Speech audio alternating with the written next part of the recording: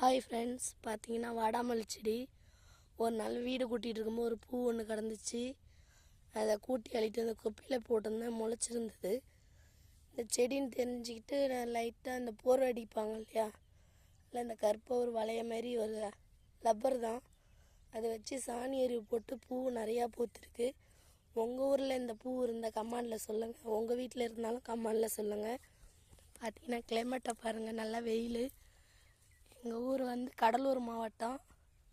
பாருங்கள், நெல்லாம் அறுக்க வேண்டிய நெல்லாம் இந்த அடுத்து அறுத்துருப்பாங்க. மழை பெய்யுது, இனிமேல் தான் அறுக்க போவாங்க. பிடிச்சதா லைக் பண்ணுங்கள், ஷேர் பண்ணுங்கள்.